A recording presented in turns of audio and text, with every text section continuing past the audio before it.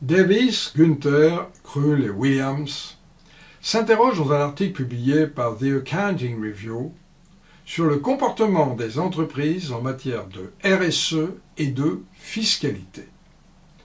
Les entreprises les plus actives en RSE sont-elles plus civiques, c'est-à-dire optimisent-elles moins leur fiscalité, ou au contraire, compensent-elles leurs dépenses en RSE par moins de versement d'impôts? D'une autre manière, les activités en matière de RSE et de paiement d'impôts sont-elles des compléments ou des substituts? L'étude porte sur la période allant de 2002 à 2011. L'échantillon retenu est tiré de la base MSCI Stat CSR Rating, anciennement dénommée KLD. Et elle couvre des firmes américaines cotées.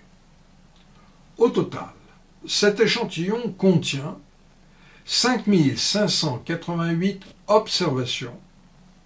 Les données financières proviennent, elles, des bases Compustat.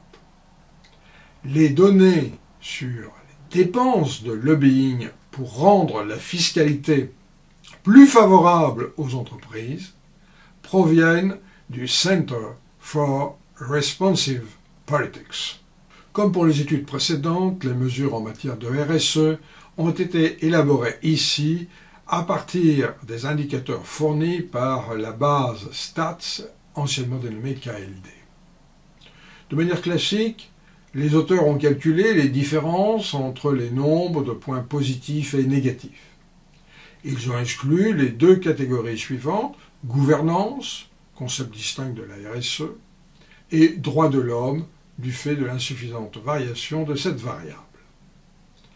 Enfin, pour s'assurer de la robustesse de leurs résultats, ils ont retenu un indicateur réduit à la seule dimension communautaire.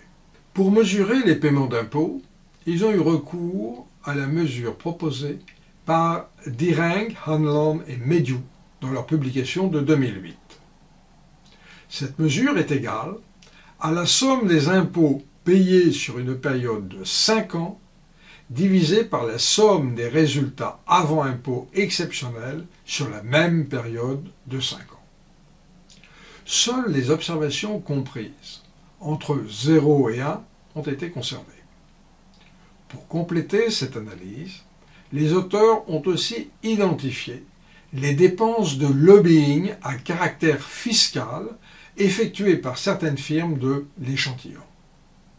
Deux variables sont considérées, le cumul de ces dépenses et une simple variable muette de leur présence. Le modèle de base est une régression linéaire des mesures de pression fiscale ou de lobbying fiscal sur l'indicateur de bonne conduite en matière de RSE. Par ailleurs, est introduit un vecteur de variables de contrôle susceptible d'affecter ces paiements d'impôts, taille, levier, importance des actifs incorporels, rentabilité, importance des profits à l'étranger. Des effets fixes par secteur et année sont introduits. Des traitements complémentaires sont aussi proposés. Estimation d'équations simultanées par les triples moines carrés, test de sensibilité. Davis, Gunther, Krull et Williams mettent en évidence une association négative entre les dépenses de RSE et les paiements d'impôts.